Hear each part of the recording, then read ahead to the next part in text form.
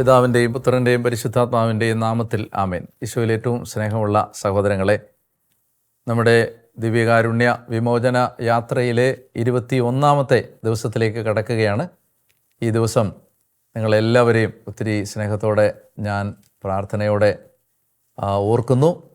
നിങ്ങളെ സന്തോഷത്തോടെ ഈ യാത്രയിൽ പങ്കുചേരുന്ന നിങ്ങളുടെ ഉത്സാഹത്തിന് ഞാൻ നന്ദി പറയുന്നു. നമ്മൾ അടുത്ത ഒരു ഘട്ടത്തിലേക്ക് കടക്കുകയാണ്. ഈ 21-ാമത്തെ ദിവസം മുതൽ കൂടുതൽ ആഴമായ ഒരു ദൈവബന്ധം നമുക്കുണ്ടാവാൻ നമ്മൾ കൂടുതൽ കർത്താവിനെ ധ്യാനിക്കുകയും പ്രാർത്ഥിക്കുകയൊക്കെ ചെയ്യുകയാണ്. ഈ 40 ദിവസത്തെ പ്രാർത്ഥനയിൽ നിങ്ങളുടെ കുടുംബം മുഴുവൻ വലിയ തീക്ഷ്ണതയോടെ പങ്കുചേരണം എന്ന് ഞാൻ ഓർമ്മിപ്പിക്കുകയും ചെയ്യുന്നു. നമ്മുടെ ഇന്നത്തെ വചന ചിന്തയ്ക്കായിട്ട് എടുക്കുന്നത് സങ്കീർത്തനം 132 ഒരു വാക്യമാണ്. 132-ാം സങ്കീർത്തനത്തിൻ്റെ 13-ാമത്തെ വാക്യം, 13ഉം 14. കർത്താവ് സിയോനെ തിരഞ്ഞെടുത്തു, അതിനെ തൻ്റെ വാസസ്ഥലമാക്കാൻ അവിടുന്ന് ആഗ്രഹിച്ചു. ഇതാണ് എന്നേക്കും എൻ്റെ വിശ്രമസ്ഥലം, ഞാൻ ഇവിടെ വസിക്കും, എന്തെന്നാൽ ഞാൻ അത് ആഗ്രഹിച്ചു. ഇത് ദേവാലയത്തെക്കുറിച്ചുള്ള ഒരു വാക്യമാണ്. ദേവാലയം നമ്മൾ ഇന്ന് ചിന്തിക്കാൻ പോകുന്നത് യഹൂദൻ്റെ ദേവാലയവുമായി ബന്ധപ്പെട്ട് ബൈബിളിൽ പറഞ്ഞിരിക്കുന്ന കുറച്ച് ദൈവികമായ കാര്യങ്ങൾ, അതിൻ്റെ ഒരു ചരിത്ര വഴി, ദേവാലയം എങ്ങനെയാണ് സ്ഥാപിക്കപ്പെട്ടത്, ദേവാലയത്തിലേക്ക് നയിച്ച കാര്യങ്ങൾ എന്താണ് അതിന് ഇന്ന് നമ്മുടെ ക്രിസ്തീയ ജീവിതത്തിലുള്ള പ്രാധാന്യം. ഈ കാര്യങ്ങളാണ് ഇന്ന് ഞാൻ പങ്കുവെക്കാൻ ആഗ്രഹിക്കുന്നത്. യഹൂദൻ്റെ ദേവാലയം എന്ന സങ്കല്പം തുടങ്ങുന്നത് ബലിപീഠം എന്ന ആ സങ്കല്പത്തിലാണ്. ബലിപീഠം എന്താണെന്ന് നമ്മൾ നേരത്തെ വിശദീകരിച്ചിരുന്നു. അദൃശ്യനായ ദൈവം, അരൂപിയായ ദൈവം നമ്മുടെ ഇടയിലേക്ക് വന്ന് നമ്മുടെ ജീവിതത്തിൽ ഇടപെടാൻ ആഗ്രഹിക്കുമ്പോൾ അവിടുന്ന് ഇറങ്ങി വന്ന് നമ്മുടെ ജീവിതത്തിൽ ഓപ്പറേറ്റ് ചെയ്യാൻ ഉപയോഗിക്കുന്ന മീഡിയമാണ് ബലിപീഠം. അങ്ങനെ കായേനും ആബേലും ബലിയർപ്പിച്ചപ്പോൾ അവർ ബലിപീഠം പണിത കാര്യം ഞാൻ സൂചിപ്പിച്ചു. പിന്നീട് നോഹ ബലിപീഠം പണിതു, ബലിയർപ്പിച്ചു. പിന്നെ അബ്രാഹാം ബലിപീഠം പണിതത് കാനാൻ ദേശത്ത് വെച്ച് നമ്മൾ കണ്ടു. യാക്കോബ് ബലിയർപ്പിച്ച് ബലിപീഠം പണിയും നമ്മൾ കണ്ടു. പിന്നീട് നമ്മൾ ഇസ്രായേലിൻ്റെ ചരിത്രത്തിലേക്ക് വരുമ്പോൾ ഈ ബലിപീഠം എന്ന ആ ആരാധനാ സ്ഥലം അത് കുറച്ചുകൂടെ ഒരു വ്യാപകമായ വിധത്തിൽ വളരുന്നത് നമ്മൾ കാണുകയാണ്. അതെങ്ങനെയാണ് അതിൻ്റെ ഒരു ഡെവലപ്മെൻ്റ് എന്ന് ചോദിച്ചാൽ, പിന്നീട് മരുഭൂമിയിലേക്ക് അവരെത്തിക്കഴിഞ്ഞപ്പോൾ, ഇസ്രായേൽ ഈജിപ്തിൽ നിന്ന് പുറത്തു വന്ന് മരുഭൂമിയിലേക്ക് വന്നപ്പോൾ, സീനായ് മലയുടെ അടിവാരത്തിൽ വെച്ച് ദൈവം മോശയ്ക്ക് മലമുകളിൽ വെച്ച് കൊടുത്ത ദർശനമനുസരിച്ച് അവർ സമാഗമ കൂടാരം പണിതു. ഇതാണ് ദേവാലയവുമായി ബന്ധപ്പെട്ട അവരുടെ രണ്ടാമത്തെ ഘട്ടം. ആദ്യത്തെ ഘട്ടം ബലിപീഠങ്ങൾ, ഒറ്റപ്പെട്ട ബലിപീഠങ്ങൾ അവിടെ ഇവിടെയെല്ലാം. സെക്കൻഡ് സ്റ്റേജ് എന്ന് പറയുന്നത് ടാബർനക്കിളാണ്, സമാഗമ കൂടാരം. അതൊരു കൂടാരമാണ്, അതൊരു ടെൻ്റാണ്. അതിന് കൃത്യമായി വേർതിരിച്ച് പറയാവുന്ന 3 ഭാഗങ്ങളുണ്ട്. അതിൻ്റെ ഏറ്റവും വെളിയിലുള്ള ഭാഗമാണ് പുറത്തെ പ്രാകാരം അഥവാ മുറ്റം, ഔട്ടർ കോർട്ട്. ഈ മുറ്റം കഴിഞ്ഞാൽ ഒരു തിരശീല കഴിഞ്ഞാൽ അകത്തുള്ള സ്ഥലമാണ് വിശുദ്ധ സ്ഥലം, ഹോളി പ്ലേസ്. അത് കഴിഞ്ഞാൽ കുറേ കൂടെ കട്ടിയുള്ള മൂന്നാമത്തെ അടുത്ത സ്ഥലം, അതിനെ വേർതിരിക്കുന്ന രണ്ടാമത്തെ തിരശീല. അത് കഴിഞ്ഞാൽ അതിവിശുദ്ധ സ്ഥലം. ഇങ്ങനെ 3 ഭാഗങ്ങൾ യഹൂദൻ്റെ ദേവാലയത്തിന് ഉണ്ടായിരുന്നു. ഇത് നിങ്ങളുടെ മനസ്സിൽ സൂക്ഷിക്കുക. യഹൂദൻ്റെ സമാഗമ കൂടാരത്തിന് കൃത്യമായി വേർതിരിക്കാവുന്ന 3 ഭാഗങ്ങളുണ്ട്. പുറത്തെ പ്രാകാരം, മുറ്റം, ഔട്ടർ കോർട്ട്. അത് കഴിഞ്ഞാൽ ഒരു തിരശീല, ഹോളി പ്ലേസ്, വിശുദ്ധ സ്ഥലം. അത് കഴിഞ്ഞാൽ അടുത്ത കട്ടിയുള്ള, കുറേ കൂടി വളരെ കട്ടിയുള്ള മറ്റൊരു തിരശീല. അത് കഴിഞ്ഞാൽ അതിവിശുദ്ധ സ്ഥലം. ഇനി ഇത് കഴിഞ്ഞ് സമാഗമ കൂടാരം അവർ ഇവിടെ ചെന്നു, കാനാൻ ദേശത്തേക്ക് എത്തിച്ചേർന്നു. അവർ കാനാൻ ദേശത്ത് എത്തിച്ചേർന്ന് കഴിയുമ്പോൾ സമാഗമ കൂടാരം അവർ കൊണ്ടുപോയി ഷീലോ എന്ന് പറയുന്ന സ്ഥലത്താണ് സ്ഥാപിക്കുന്നത്. ഷീലോ നിങ്ങൾക്ക് പരിചയമുണ്ട്.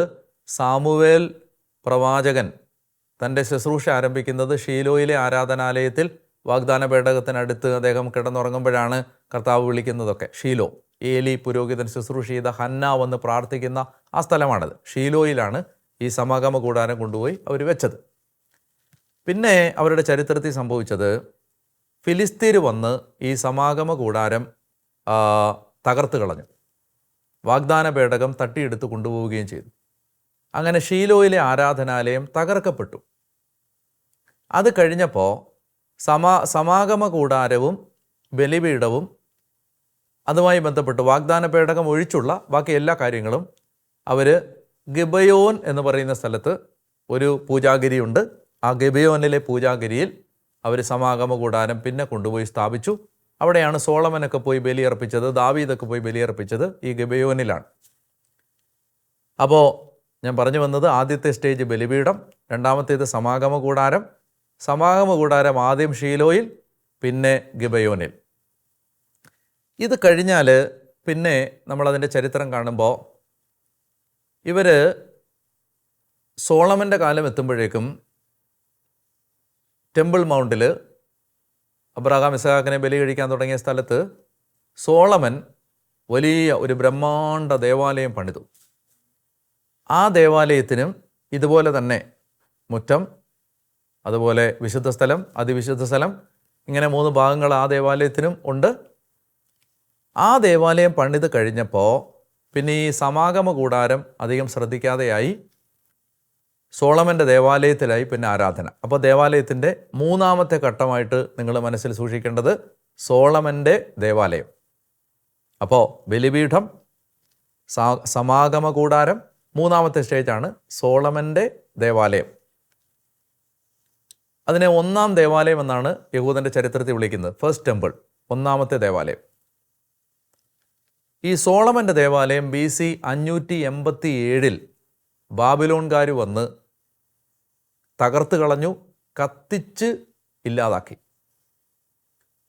അപ്പോൾ സോളമൻ്റെ ദേവാലയം 587 BC ഇല്ലാതായി.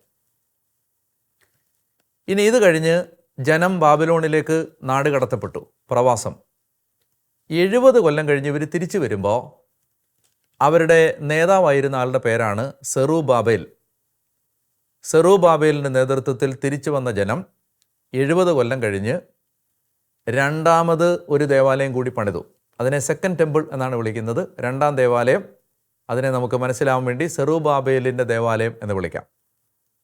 അപ്പോൾ ഇതുവരെ പറഞ്ഞ ഘട്ടങ്ങൾ: 1, അബ്രഹാം, ഇസഹാക്ക്, യാക്കോബ്, നോഹ, കായൻ, ആബേൽ തുടങ്ങിയവരെല്ലാം ബലിപീഠങ്ങൾ പണിതു. ഇതാണ് ദേവാലയത്തിൻ്റെ ആദ്യ രൂപം. അത് കഴിയുമ്പോൾ സമാഗമ കൂടാരം, അത് കഴിയുമ്പോൾ സോളമൻ്റെ ദേവാലയം. 4ാമത്തെ ഘട്ടമാണ് സെറൂബാബേലിൻ്റെ ദേവാലയം. അതിനെ സെക്കൻഡ് ടെമ്പിൾ എന്നാണ് വിളിക്കുന്നത്. ആ സെറൂബാബേലിൻ്റെ ദേവാലയം പിന്നെയും കുറച്ച് കാലം മുന്നോട്ട് നീങ്ങിക്കഴിയുമ്പോൾ അന്തിയോക്കസ് എപ്പിഫാനസ് എന്നു പേരുള്ള സിറിയൻ രാജാവ്, അന്ത്യോക്യൻ രാജാവ് വന്ന് ഈ ദേവാലയത്തെ അശുദ്ധമാക്കുകയും ദേവാലയത്തിൻ്റെ പല ഭാഗങ്ങളും നശിപ്പിക്കുകയും ചെയ്തു. പൂർണ്ണമായും തകർത്തില്ല, പക്ഷേ ദേവാലയത്തെ ഡെസക്രേറ്റ് ചെയ്തു, മലിനമാക്കി, നശിപ്പിച്ചു. അതിൻ്റെ പവിത്രത നശിപ്പിച്ചു. ഏതാണ്ട് 3.5 വർഷത്തോളം അന്തിയോക്കസിൻ്റെ നിയന്ത്രണത്തിലായിരുന്നു ദേവാലയം. അവിടെ വിജാതീയ ബലികൾ, പന്നികളെ ബലിയർപ്പിക്കുക, ഇതെല്ലാം ആ ദേവാലയത്തെ വേശ്യാലയമാക്കി മാറ്റി. അങ്ങനെ ഒത്തിരി ദുരിതങ്ങൾ ആ കാലത്ത് നടന്നു. ആ കാലഘട്ടത്തിന് ശേഷം 3.5 വർഷം കഴിയുമ്പോൾ യൂദാസ് മക്കബയൂസിൻ്റെ നേതൃത്വത്തിൽ ഈ ദേവാലയം തിരിച്ചു പിടിച്ചു, അന്തിയോക്കസിനെ തോൽപ്പിച്ചു. അങ്ങനെ ദേവാലയം യൂദാസിൻ്റെ നേതൃത്വത്തിൽ വീണ്ടും പ്രതിഷ്ഠിച്ചു. അതിനെ ദേവാലയത്തിൻ്റെ പ്രതിഷ്ഠാ തിരുനാൾ, ഹാനൂക്ക ഫെസ്റ്റിവൽ എന്ന് പറഞ്ഞ യഹൂദന്മാർ ഇപ്പോഴും അത് ആഘോഷിക്കാറുണ്ട്. ദേവാലയത്തിൻ്റെ പ്രതിഷ്ഠാ തിരുനാൾ ഇപ്പോഴും യഹൂദർക്കുള്ള ഒരാഘോഷമാണ്. ഇസ്രായേലിൽ ആ ദിവസം വലിയൊരു ആഘോഷത്തിൻ്റെ ദിവസമാണ്. 8 ദിവസം നീളുന്ന ആഘോഷമാണ് ഹാനൂക്ക. അപ്പോൾ അത് എപ്പോഴാണ്? അന്തിയോക്കസ് ദേവാലയം അശുദ്ധമാക്കി കഴിഞ്ഞപ്പോൾ യൂദാസ് മക്കബയൂസിൻ്റെ നേതൃത്വത്തിൽ അവർ ദേവാലയം തിരിച്ചു പിടിച്ച് വീണ്ടും വിശുദ്ധീകരിച്ച് വീണ്ടും പ്രതിഷ്ഠിച്ച്. അതാണ് ദേവാലയത്തിൻ്റെ അടുത്ത ഘട്ടം. അപ്പോൾ ബലിപീഠം, സമാഗമ കൂടാരം, സോളമൻ്റെ ദേവാലയം, സെറൂബാബേലിൻ്റെ ദേവാലയം, പിന്നീട് യൂദാസ് സെറൂബാബേലിൻ്റെ ദേവാലയത്തെ നവീകരിച്ചത്. അത് ദേവാലയത്തിൻ്റെ ഘട്ടത്തിലെ വളരെ പ്രധാനപ്പെട്ട ഒരു ഭാഗമാണ്. യേശുവിൻ്റെ കാലം എത്തുമ്പോൾ നിലനിന്നിരുന്നത് ഈ യൂദാസ് നവീകരിച്ച ദേവാലയമാണ്. ആ ദേവാലയം അന്നത്തെ യഹൂദന്മാരുടെ ഭരണാധികാരിയാണെന്ന് സ്വയം അവകാശപ്പെട്ടിരുന്ന ഹെറോദേസ്, മഹാനായ ഹെറോദേസ് എന്നാണ് അദ്ദേഹത്തെ ചരിത്രത്തിൽ വിളിക്കുന്നത്. ഈ മഹാനായ ഹെറോദേസ് ആ ദേവാലയം പുതുക്കി പണിയാൻ തുടങ്ങി, വലുതാക്കാൻ തുടങ്ങി, മോടി പിടിപ്പിക്കാൻ തുടങ്ങി. കർത്താവിൻ്റെ കാലത്ത് ഈശോ കുരിശിൽ മരിക്കുന്ന സമയമൊക്കെ എത്തുമ്പോൾ അപ്പോഴും അതിൻ്റെ നിർമ്മാണം തുടർന്നുകൊണ്ടിരിക്കുകയായിരുന്നു. അപ്പോൾ ഹെറോദേസിൻ്റെ പുനർനിർമ്മാണം എന്ന് നമുക്ക് ആ ഘട്ടത്തെ വിളിക്കാം. അപ്പോൾ ഈ പേരുകൾ നിങ്ങൾ ഓർത്തിരിക്കുക. ഒന്ന്, പൂർവ്വപിതാക്കന്മാർ ബലിപീഠം പണിതത്, പിന്നെ മോശ സമാഗമ കൂടാരം പണിതത്, പിന്നെ അതിനുശേഷം സോളമൻ്റെ ദേവാലയം, സെറുബാബേലിൻ്റെ ദേവാലയം, പിന്നീട് യൂദാസ് നവീകരിക്കുന്നത്, ഇപ്പോൾ യേശുവിൻ്റെ കാലം എത്തുമ്പോൾ ഹെറോദേസ് നവീകരിക്കുന്നതും മോടി പിടിപ്പിക്കുന്നത്.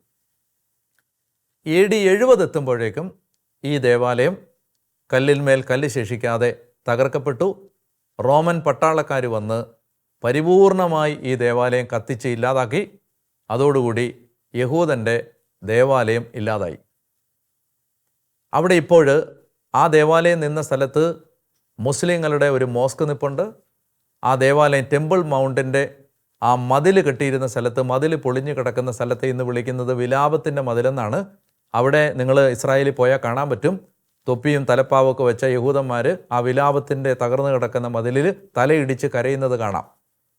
അത് അവരുടെ ദേവാലയം തകർന്നു പോയതിൻ്റെ ഇന്നും അവസാനിക്കാത്ത ദുഃഖത്തിൻ്റെ ഒരു നിതാന്ത പ്രതീകമെന്നോണം ഇന്നും ഇസ്രായേലിൽ സന്ദർശകർക്ക് കാണാൻ പറ്റും. ഇങ്ങനെ തലയടിച്ച് കരയുന്ന യഹൂദനെ കാണാൻ പറ്റും. അപ്പോൾ AD 70 എത്തുമ്പോഴേക്കും യഹൂദൻ്റെ ദേവാലയം പൂർണ്ണമായും തകർക്കപ്പെട്ടു. പിന്നെ ഇപ്പോൾ 2026 പിന്നെ ഇതുവരെയും യഹൂദന് ദേവാലയം പണിയാൻ കഴിഞ്ഞിട്ടില്ല. ഇത്രയും ചരിത്രം മനസ്സിൽ വെച്ചിട്ട് ഞാൻ പറയുന്ന കാര്യങ്ങൾ വളരെ ശ്രദ്ധയോടെ നിങ്ങൾ കാണണം. ദൈവത്തിൻ്റെ പദ്ധതി അനുസരിച്ച് യഹൂദൻ്റെ ദേവാലയം എന്ന സങ്കല്പം ഇല്ലാതായി. ഇനി യഹൂദന് ഒരു ദേവാലയം ആവശ്യമില്ല എന്ന് ദൈവം തീരുമാനിച്ചു. ദേവാലയം ഇല്ലാതായതോടുകൂടി ഞാൻ ഒരു എപ്പിസോഡിൽ പഴയ നിയമത്തിലെ 5 ബലികളെക്കുറിച്ച് പറഞ്ഞിരുന്നു. ബലിയർപ്പണങ്ങളും അവിടെ ഇല്ലാതായി. ഇപ്പോൾ ഇസ്രായേലിൽ നിങ്ങൾ പോയാൽ യഹൂദർ ബലി അർപ്പിക്കാറില്ല, കാരണം അവർക്ക് ദേവാലയം ഇല്ല. ബലിയർപ്പണവും ഇല്ലാതായി, ദേവാലയവും ഇല്ലാതായി. അപ്പോൾ ഈ ഘട്ടത്തിൽ നമ്മളൊരു ചോദ്യം ചോദിക്കണം. വിശ്വാസികൾ, ക്രിസ്ത്യാനികൾ ഒരു ചോദ്യം ചോദിക്കണം. എന്താണ് ചോദിക്കേണ്ടത്? എന്തുകൊണ്ട് ദൈവം പറഞ്ഞിട്ട് നിർമ്മിച്ച ഈ ദേവാലയം തകർക്കാൻ ദൈവം അനുവദിച്ചു? അത് പുനർനിർമ്മിക്കാൻ ദൈവം അനുവദിച്ചില്ല. എന്തുകൊണ്ട് യഹൂദൻ്റെ സകല ബലികളും നിർത്തലാക്കപ്പെടാൻ ദൈവം ഇടയാക്കി? ഈ ചോദ്യത്തിനാണ് ഉത്തരം കൊടുക്കേണ്ടത്. അതിന് ദൈവശാസ്ത്രപരമായ ദൈവികമായ ഒരു കാരണമുണ്ട്. ആ കാരണം എന്താണെന്ന് വെച്ചാൽ, യേശു ക്രിസ്തു ഈ ലോകത്തിലേക്ക് വരുമ്പോൾ, മനുഷ്യനായി അവതരിക്കുമ്പോൾ, യോഹന്നാൻ്റെ സുവിശേഷം 1-ാം അധ്യായത്തിൽ 14-ാമത്തെ വാക്യത്തിൽ നമ്മൾ കാണുന്നുണ്ട്, വചനം മാംസമായി നമ്മുടെ ഇടയിൽ കൂടാരമടിച്ചു. കൂടാരമടിച്ചു എന്നാണ് പറഞ്ഞിരിക്കുന്നത്. കൂടാരമടിച്ചു, ടാബർനക്കിൾഡ് എന്നാണ്. അവൻ്റെ മഹത്വം നമ്മൾ ദർശിച്ചു. യോഹന്നാൻ പറയുകയാണ്, കല്ലും മണ്ണും കൊണ്ട് നിർമ്മിച്ച ദേവാലയത്തിന് പകരം ദൈവത്തിൻ്റെ പുത്രൻ ഈ ഭൂമിയിൽ ഒരു ദേവാലയമായി ഇറങ്ങി വന്നു. യോഹന്നാൻ്റെ സുവിശേഷത്തിൻ്റെ 2-ാം അധ്യായത്തിലെത്തുമ്പോൾ യോഹന്നാൻ നമുക്ക് പറഞ്ഞു തരുന്നുണ്ട്. ഈശോ പറയുകയാണ്, നിങ്ങൾ ഈ ദേവാലയം തകർത്തുകൊള്ളുക, 3 ദിവസത്തിനകം ഞാനിത് പുനരുദ്ധരിക്കാം. എന്താണ് അപ്പോൾ അതിൻ്റെ അർത്ഥം? യേശു ദേവാലയമായി കാണുന്നത് തൻ്റെ ശരീരത്തെയാണ്. നിങ്ങൾ എന്നെ കുരിശിൽ തറച്ച് കൊല്ലുമ്പോൾ, നിങ്ങൾ എന്നെ പീഡിപ്പിക്കുമ്പോൾ, നിങ്ങൾ എന്നെ ഉപദ്രവിക്കുമ്പോൾ, എന്നെ ഇഞ്ചോടിഞ്ച് തകർക്കുമ്പോൾ ഈ ദേവാലയമാണ് തകർക്കപ്പെടുന്നത്. പക്ഷേ 3 ദിവസം കഴിയുമ്പോൾ ഞാൻ ഉയർത്തെഴുന്നേൽക്കുമ്പോൾ ഈ ദേവാലയം വീണ്ടും പുതുക്കി പണിയും. കർത്താവ് ഉപമയിലൂടെ പ്രതീകാത്മകമായി സംസാരിക്കുകയാണ്. അപ്പോൾ ദേവാലയത്തിൻ്റെ അടുത്ത ഘട്ടം, ബലിപീഠം, സമാഗമ കൂടാരം, സോളമൻ്റെ ദേവാലയം, അതുപോലെ സെറുബാബേലിൻ്റെ ദേവാലയം, യൂദാസ് നവീകരിച്ച ദേവാലയം, ഹെറോദേസ് മോടി പിടിപ്പിച്ച ദേവാലയം, റോമാക്കാർ നശിപ്പിച്ച ദേവാലയം, ആ സ്ഥാനത്ത് നമ്മൾ ദേവാലയത്തിൻ്റെ അടുത്ത ഘട്ടം യേശുക്രിസ്തുവിൻ്റെ ശരീരം എന്ന ദേവാലയം. അതായത് നമ്മൾ ദൈവത്തെ കണ്ടുമുട്ടുന്നതും ആരാധിക്കുന്നതും യേശുക്രിസ്തു എന്ന വ്യക്തിയിലാണ്, യേശുക്രിസ്തുവിൻ്റെ ശരീരത്തിലാണ്. ഇതാണ് ഈശോ അവതരിപ്പിക്കുന്ന ഒരാശയം. അങ്ങനെ ഈശോ മരിച്ച് അടക്കപ്പെട്ട് ഉയർത്തെഴുന്നേറ്റ് കഴിയുമ്പോൾ ഈ ദേവാലയം, യേശുവിൻ്റെ ശരീരം എന്ന ദേവാലയം, മഹത്വീകരിക്കപ്പെട്ട ശരീരം പൗലോസ് അപ്പോസ്തലൻ്റെ പ്രബോധനം അനുസരിച്ച് സഭയായി മാറി. അപ്പോൾ ഇന്ന് ദേവാലയത്തിൻ്റെ നിലനിൽക്കുന്ന രൂപം സഭയാണ്. സഭ വിശ്വാസികളുടെ സമൂഹമാണ് ഇന്ന് ദേവാലയം. അവിടെയാണ് ദൈവത്തെ പിതാവിനെ നമ്മൾ ക്രിസ്തുവിൽ ആരാധിക്കുന്നത്. ഇനി അതിൻ്റെ ഏറ്റവും അവസാനത്തെ രൂപം എന്ന് പറഞ്ഞാൽ ലേഖനങ്ങളിലേക്കൊക്കെ എത്തുമ്പോൾ, പ്രത്യേകിച്ച് കൊറിന്തോസ് ലേഖനത്തിലേക്കൊക്കെ എത്തുമ്പോൾ പരിശുദ്ധാത്മാവ് നമുക്ക് പറഞ്ഞു തരും, നിങ്ങളാണ് ദൈവത്തിൻ്റെ ആലയം. യേശുക്രിസ്തു ദൈവത്തിൻ്റെ ആലയം എന്ന ആശയത്തിൽ നിന്ന് അടുത്ത ആശയത്തിലേക്ക് ദേവാലയ സങ്കല്പം എത്തുന്നത് ഓരോ വിശ്വാസിയും ദൈവത്തിൻ്റെ ആലയമായി മാറുകയാണ്. അതുകൊണ്ടാണ് പറയുന്നത്, നിങ്ങൾ പരിശുദ്ധാത്മാവിൻ്റെ ആലയമാണ് നിങ്ങളുടെ ശരീരമെന്ന് നിങ്ങൾക്കറിഞ്ഞുകൂടെ. അപ്പോൾ ഇന്ന് നമ്മൾ ചോദിക്കുകയാണ്, ദൈവം വസിക്കുന്നത് എവിടെയാണ് എന്ന് ചോദിച്ചാൽ നമ്മളാകുന്ന ഈ ദേവാലയത്തിലാണ്. നമ്മുടെ ആത്മാവിലാണ് പിതാവും പുത്രനും പരിശുദ്ധാത്മാവും ജീവിക്കുന്നത്. നമ്മളിൽ ദൈവം ജീവിക്കുന്നു. നമ്മൾ ദൈവത്തിൻ്റെ ആലയമാണ്. അതുകൊണ്ടാണ് നമ്മൾ നമ്മുടെ ശരീരത്തെ പരിശുദ്ധമായി സൂക്ഷിക്കേണ്ടത്. കാരണം നമ്മൾ ദൈവം വസിക്കുന്ന ആലയമാണ്. ശരീരത്തെ മാന്യതയിലും വിശുദ്ധിയിലും കാത്തു സൂക്ഷിക്കേണ്ടതിൻ്റെ ആവശ്യകത നമ്മളിൽ ദൈവം ജീവിക്കുന്നു. പ്രിയപ്പെട്ടവരെ, നമ്മൾ വിശുദ്ധ കുർബാന സ്വീകരിക്കുമ്പോൾ ഈ ആശയം കുറേ കൂടെ സജീവമാവുകയാണ്. നമ്മൾ യേശുവിൻ്റെ ശരീരം ദിവ്യകാരുണ്യം സ്വീകരിക്കുമ്പോൾ നമ്മളിലെ ഈ ദേവാലയം കുറേ കൂടി കർത്താവിൻ്റെ സാന്നിധ്യം കൊണ്ട് നിറയുന്നു. കർത്താവ് ജീവനോടെ നമ്മളിലേക്ക് എഴുന്നള്ളി വരുന്നു. ഞാൻ ഈ ദേവാലയവുമായി ബന്ധപ്പെട്ട ആശയം നിങ്ങളോട് പങ്കുവച്ചത് ഓരോ കുർബാനയിലും നമ്മൾ ദേവാലയങ്ങളായി മാറുന്നു എന്ന ആശയം മനസ്സിലാക്കാൻ വേണ്ടിയാണ്. നമ്മൾ കുർബാനയ്ക്ക് പോയി ഒരു കല്ലും മണ്ണും കൊണ്ടുണ്ടാക്കിയ ഒരു സ്ട്രക്ചറിനകത്ത്, ഒരു ദേവാലയത്തിനകത്ത് നിന്ന് നമ്മൾ പ്രാർത്ഥിച്ച് ആരാധിച്ച് കുർബാന സ്വീകരിച്ചിറങ്ങുമ്പോൾ നമ്മൾ ദേവാലയമായി മാറുകയാണ്. നമ്മളിൽ ദൈവം ജീവിക്കുകയാണ്. അപ്പം നമ്മളെ കാണുന്നവർ ദൈവത്തെ കാണാൻ പറ്റണം. നമ്മളെ കേൾക്കുന്നവർക്ക് ദൈവത്തെ കേൾക്കാൻ പറ്റണം. നമ്മളോട് സംസാരിക്കുമ്പോൾ മനുഷ്യർക്ക് ദൈവാനുഭവം ഉണ്ടാവണം.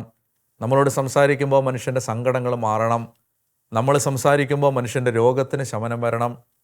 നമ്മളിലൂടെ ദൈവത്തിൻ്റെ ശക്തി മറ്റുള്ളവരിലേക്ക് ഒഴുകണം.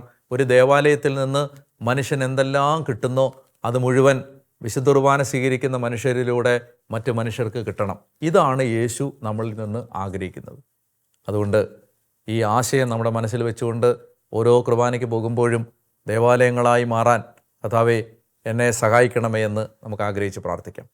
ഇന്ന് നമ്മൾ നമ്മുടെ ജീവിതത്തിലേക്ക് ഏറ്റെടുക്കേണ്ട പുണ്യം എന്താണ്? അത് വൃത്തിയാണ്. ക്ലെൻലിനെസ്. ഇങ്ങനെ ഒരു ചൊല്ലുണ്ട് ഇംഗ്ലീഷിൽ, cleanliness is next to godliness. വൃത്തി ദൈവികതയുടെ അടുത്ത് നിൽക്കുന്നതാണ്. എന്ന് പറഞ്ഞാൽ നമുക്ക് വൃത്തി ഉണ്ടാവണം.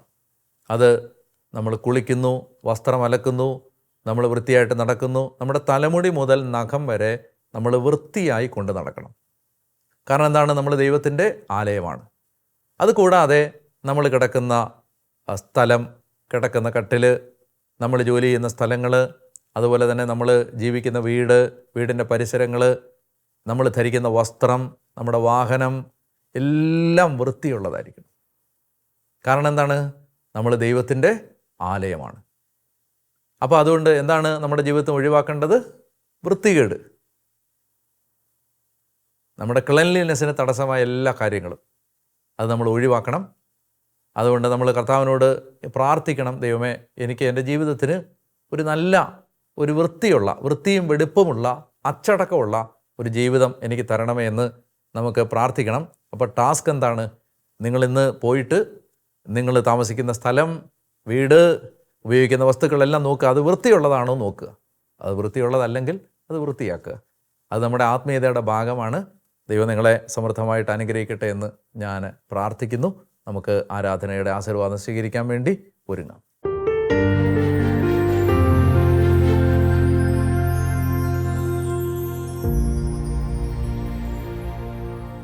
പരിശുദ്ധ പരമദിവ്യകാരുണ്യ നേരവും ആരാധനയും സ്തുതിയും പുകഴ്ചയും ഉണ്ടായിരിക്കട്ടെ. പ്രിയമുള്ളവരെ, നമ്മളാകുന്ന ദേവാലയങ്ങളെ കർത്താവ് വസിക്കുന്ന പരിശുദ്ധ ഇടങ്ങളായി കാത്തു സൂക്ഷിക്കാനുള്ള കൃപ ഈ ആരാധനയിൽ നമുക്ക് കർത്താവിനോട് ചോദിക്കാം. നമ്മുടെ ശരീരങ്ങളെ വിശുദ്ധമായി കാത്തു സൂക്ഷിക്കാൻ, നമ്മൾ ദൈവത്തിൻ്റെ ആലയങ്ങളാണെന്ന് മറന്നു പോകാതിരിക്കാൻ ദൈവമേ അങ്ങ് സഹായിക്കണമേ എന്ന് അപേക്ഷിക്കാം. നല്ല കർത്താവേ, എത്രമാത്രം വലിയ ഒരു ദാനമാണ് ഞങ്ങൾ ദൈവത്തെ വഹിക്കുന്നവരാണ് എന്ന് മനസ്സിലാക്കുമ്പോൾ ഞങ്ങൾക്ക് അവിടുന്ന് തന്ന ആ ദാനം എത്ര വലുതാണ് എന്ന് ഞങ്ങൾ അറിയുന്നു. ജീവിക്കുന്ന ദൈവത്തിൻ്റെ ആലയങ്ങളാകാൻ ദൈവമേ ഞങ്ങളെ അങ്ങ് സഹായിക്കണം എന്ന് അപേക്ഷിക്കുന്നു. കർത്താവേ, പരിശുദ്ധാത്മാവ് വസിക്കുന്ന ഞങ്ങളുടെ ഹൃദയം, ദൈവാത്മാവിൻ്റെ ആലയമായ ഞങ്ങളുടെ ശരീരം, അതിൻ്റെ ഏറ്റവും തികഞ്ഞ പരിശുദ്ധിയിൽ കാത്തു സൂക്ഷിക്കാൻ പാപത്തിൻ്റെ എല്ലാ മുള്ളുകളും മാലിന്യങ്ങളും കറകളും ഞങ്ങളിൽ നിന്ന് എടുത്തു മാറ്റണമേ. ഞങ്ങൾ വിശുദ്ധിയുള്ളവരായി ഈ ലോകത്ത് ജീവിക്കാൻ ഇടയാവണമേ. ഞങ്ങളുടെ ഏറ്റവും ചെറിയ തെറ്റുകൾ പോലും കർത്താവെ മനസ്സിലാക്കാനുള്ള കൃപ തരണമേ. ഞങ്ങൾ പാപമില്ലാത്തവരായി, കളങ്കമില്ലാത്തവരായി, ഈ ലോകത്തിൻ്റെ മാലിന്യമേൽക്കാത്തവരായി ജീവിക്കാൻ ഞങ്ങളെ സഹായിക്കണം എന്ന് പ്രാർത്ഥിക്കുന്നു. പ്രിയപ്പെട്ടവരെ, നമ്മുടെ ശരീരമാകുന്ന ദേവാലയത്തിൽ വന്നുപോയ കുറവുകൾക്കെല്ലാം ഈ ആശീർവാദത്തിൽ ഈശോ മോചനം തരുന്നതിന് വേണ്ടി ആഗ്രഹിച്ച് വലിയ വിശുദ്ധിക്കുള്ള കൃപ കിട്ടുന്നതിന് ദാഹിച്ച് ആശീർവാദം സ്വീകരിക്കാം.